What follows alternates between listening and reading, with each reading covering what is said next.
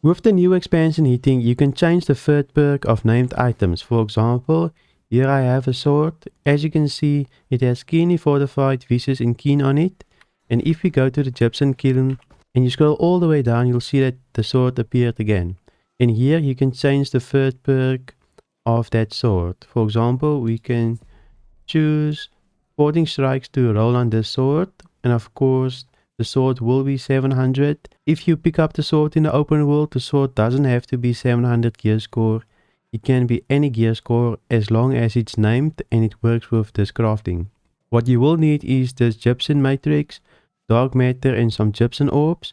You can also do this for armor, but then you will need the armor matrix.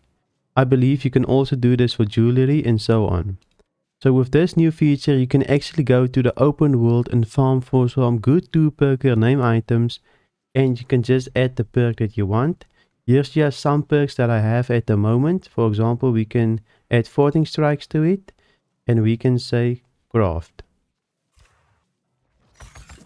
As you can see, we just got the 14 strikes, keen and keenly fortified little longsword, and it's in my inventory. Now we have the sword, but that's not all. We can also go back to the gypsum crafter and we can change that perk again. So let's say we don't want 14 strikes on it anymore. We want 14 counter. Now we just need another weapon matrix and dark matter, and we can recraft the sword into a new sword. So you can basically reroll the third perk on these named items.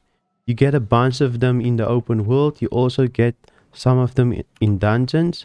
So for example, if you do a dungeon, these weapons will drop. And also if you go to the Elysium Wilds, you'll see these big mobs spawn on the map. If you go and farm these mobs, they usually drop a named item, and you can usually go to the gypsum crafter or the gypsum kiln just to recraft those items with the new perks.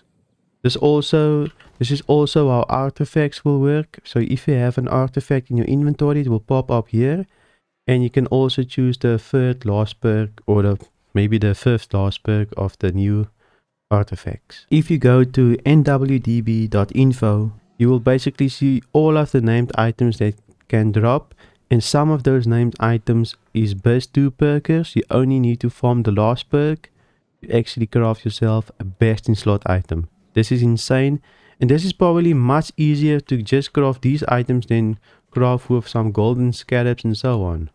So I think it will be much better just to craft these items.